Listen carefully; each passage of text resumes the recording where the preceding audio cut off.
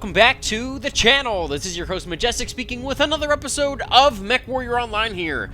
And today, not only are we mixing up the format a bit here with the video by going through the gameplay first and then the explanation later, but we're also mixing up the order in which I was originally going to go through the clan mech heroes. So today I'm going to be taking out the Direwolf Ultraviolet, or as everyone likes to call it, the Direwolf Ultraviolent. I just couldn't keep my hands off this guy just because of the fact that it does have those 8 ballistic hard points. And I wanted to mess with them so bad. So as you can see, I placed on 8 LB2Xs. With modules completely mastered, everything is completely full to the T on this thing. So hopefully you guys enjoy the footage.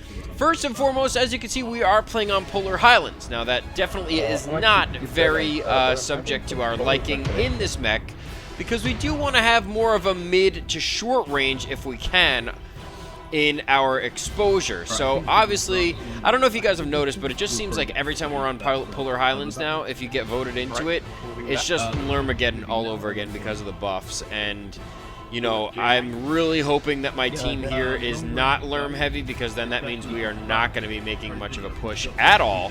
But it looks like they're staying patient with me, and they're providing an ECM umbrella, which I give a lot of credit to you guys. Thank you so much for this. And as you can see, we are pretty consolidated. We're in a kind of a death ball formation.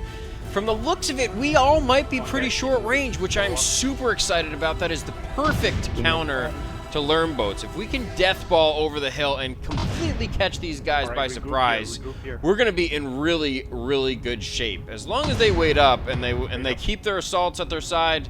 You know, we have our heavies that are standing up there. We have our lights that are bringing up the rear to make sure no one shoots us in the back. I can't really ask for much more. This is absolutely fantastic right now, and hopefully we can just capitalize on it completely. Pushing up on this ridge now, all together in one solid effort. This is going to be huge. If we can get them completely off guard, if we can push over this hill and completely take them by surprise, this is going to escalate really, really quickly. And here come the Lerms. They are completely focused in now. They have a couple targets, and as you can see, the missiles are flying. We're going to make our way up towards this ridge because we are going to tank a lot of the damage for our team if we can. Battlemaster, be careful, buddy. You're going to be the first one up there. Yeah, he's going to get tagged a little bit, but I'm coming. Don't worry, don't worry. We're here. We come. Here we come. Put it down that fire, baby. Yeah! Get them slugs into that Kojak. And he's going to back up immediately. This Timberwolf is backing up, and he's not going to have a chance. He just gets completely overwhelmed. These guys are preoccupied with other targets on my team. Didn't even see me. Trucked right over that Timberwolf. Wow, he had no idea what just hit him. This Cataphract looks like he's firing in on our Atlas. We're just going to eat him alive, and ultimately, he's going to run past us. We're going to let the rest of our team chew him up and move on to the next target. Direwolf versus Direwolf, baby. DACA versus who cares what you have. You're just going to get completely eaten up. And he did. He just got completely overwhelmed. Ultimately, we got the kill. Moving on to the next target, we have a Jaeger mech right here, and boom, shakalaka. He goes down like a sack of potatoes. On to the next target, and unfortunately, we're going to overheat here. We have 8 smoking barrels, ladies and gentlemen. Now we're just going to reload, keep firing in on our targets here. This Kojak looks like he's not going to want too much more of that. I'm looking on the minimap, and he's still alive, so we're going to turn back. We were going to let the team get him, but just to make sure he goes down, we will turn around and get some more shots in on him. And now we have this King Crab out in the open, getting completely overwhelmed by my team again. Holy cow, did that escalate absolutely phenomenally. So quick.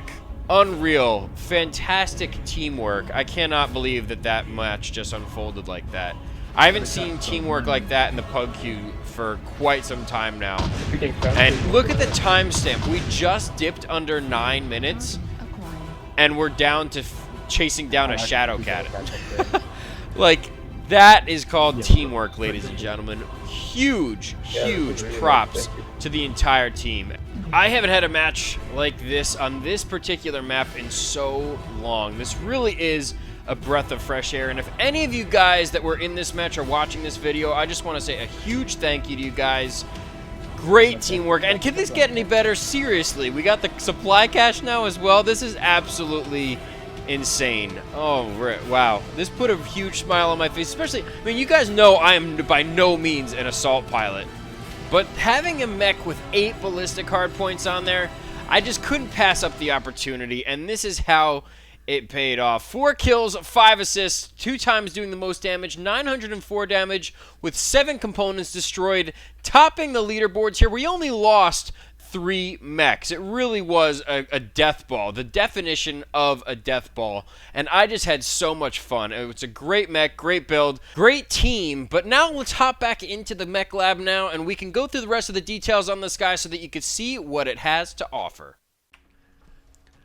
Welcome back, guys. Now we're going to dive into the nitty-gritty details of this Direwolf clan hero mech, the Ultraviolet. And as you can see automatically, it is very aesthetically pleasing with that paint scheme on there, and extremely violent looking with those 8 barrels just protruding from all over this thing. It just looks absolutely incredible from this perspective. But if we dive into first the overall specs on this thing, because it is a Frankenstein mech, we are not going to have any quirks on there. So you can see the quirk list is entirely empty, but this is the only mech in the entire game with 8 ballistic hardpoints that can be configured on it.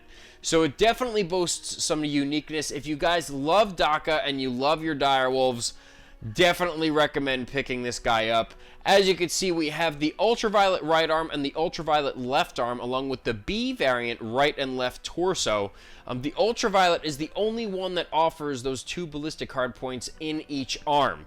Now, along with those 8 ballistic hardpoints, I was able to fit 11 tons of ammo on this thing. So it definitely has a ton of rounds to chew through. Certainly enough to make it through pretty much the entire round. You know, if you look at it from the perspective of being mastered and everything, it has all the bells and whistles, quirks, bonuses, you name it. They're completely filled on this thing. I have all 100 tons filled, 72 out of 78 slots, 592 out of 614 armor. And the only place that I took any kind of armor out of were the legs. Because again, for assault mechs and a majority of heavy mechs, you're not going to get many opponents that are shooting to try and get your legs off. You're slow as it is, so taking your leg off and cutting your speed in half, I mean, they're not really doing themselves that much of a favor because you're slow regardless. So, you know, that's just kind of the trick of the trade there. Again, that's probably the best place to take the armor off in order to fit those extra tons of ammo in there. So that's exactly what I did. I rounded down to the nearest ton so that I could fit an extra ton of LB2X ammo. So with that, we have a 1.43 heat management ratio, 15 double heat sinks, all pre-configured on this mech. As you can see, they're all in gray here. So we have 1 here, 2, 1, 2, 3, 4, 5. So, you know, they are the ones who actually placed these clan double heat sinks on there. I didn't place any more externally on here. So it has 15 double heat sinks, 1.43 is the heat management ratio, and it does have only a 16-point alpha, but you saw how fast those LB2Xs are firing out there on the battlefield. They are just rapid fire. It's like an AA-12 shotgun. You know, you're just boom, boom, boom, boom, constant rate of fire with these things. And I had them grouped up into 2s. So I had, you know, each, like, I put my right arm into one button, my left arm into one button, and then again my left and right torsos into each of their own button. So it was firing 2 off, but I wanted to make sure they were coming from the same component, so they weren't flying from all over, you know, different components on my mech. So that's just how I configured it. I have only 4 buttons to work with, so, you know, and again, I don't have 8 fingers, so, you know, even if I did, I'd have to be constantly switching around. I figured grouping them up into 2s is enough. I really enjoyed playing it like this. With speed tweak, this guy goes 52.2 kph, no jump distance, no mask, no, you know, ECM or anything like that. It's just raw power is what this mech conveys. It is extremely violent, both in looking at it and in the loadout that you can place on this thing. It's really incredible, and, you know, I certainly had an appreciation for assault mechs. But man, you know, to cater specifically to the weapon type that I love to use the most by being able to fit 8 ballistic weapons on this thing, it's just a beast. And if you guys really love your Direwolves, highly recommended picking this one up simply because of the fact that you could put 8 ballistics on a mech.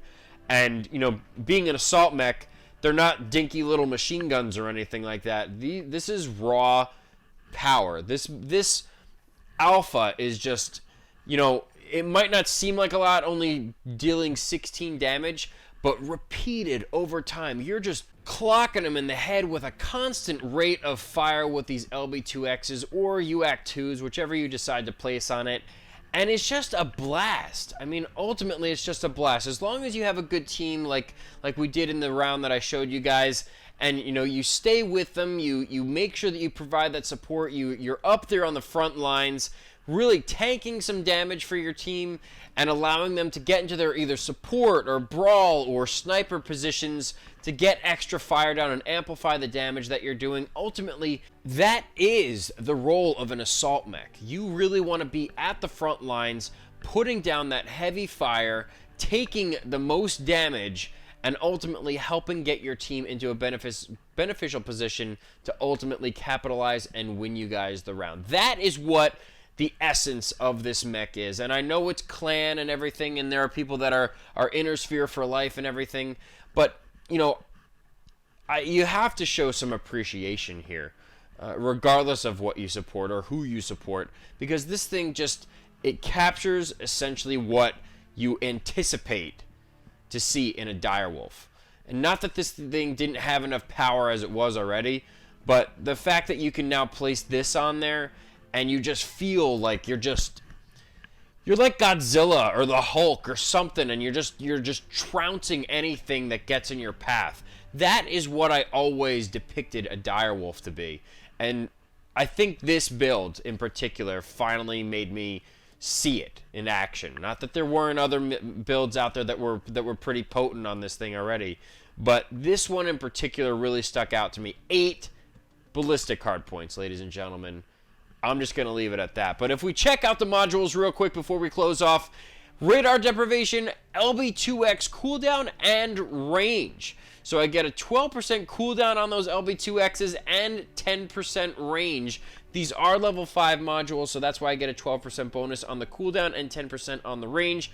Didn't even fill in this mech weapon slot. I figured, you know, I didn't even know what I wanted to put on it. I was just so excited to get this thing out there on the battlefield that I didn't even think about what I would put on there. If I probably were to go with another mech module on there, I'd probably go with target info gathering. Yeah, I'd definitely go with target info gathering, not advanced seismic sensor, only because you should be sticking with your team for the most part.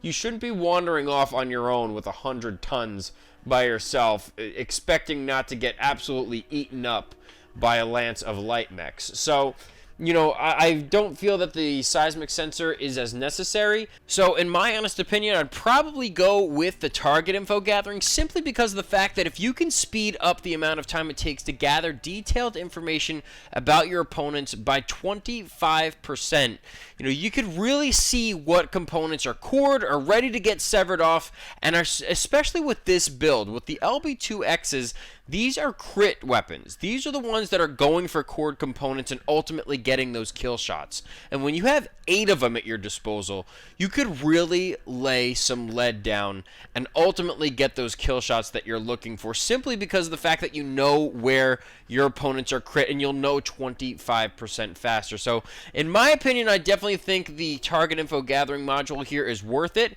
That I'm probably going to actually purchase that now. In fact, you know what? I'm going to do that. I'm just going to do it. I'm going to commit, purchase it right here on camera so that you guys know that this thing is fully loaded to the T if you ever see me out there on the battlefield with it again. But that's pretty much going to do it for this episode of Mechwarrior Online. One last time, this is the Clan Hero Direwolf Ultraviolet, and it is absolutely menacing. Again, it is an Omni Mech, so you can switch out the hard points to your liking, but As you can see, it's probably going to become a meta just to shove on the 8 ballistics on here and just completely shred up the battlefield with DACA. So thank you guys so much for tuning in. I hope you enjoyed this episode. Please hit that like button and the subscribe button if you haven't already. Leave any comments, questions, concerns, or suggestions in the comment section below.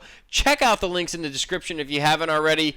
Thank you guys again for all the support. I hope you're enjoying this little mix-up in the order for the clan hero mechs. I'm going to go through each and every one of them, but I think I'm going to stick to this kind of random approach to taking them out there on the battlefield. I kind of want to add that little bit of an element of surprise for you guys, so you don't really know which one I'm going to come out with next. I'm just kind of messing with all of them at the same time and, you know, configuring with different builds, trying stuff out.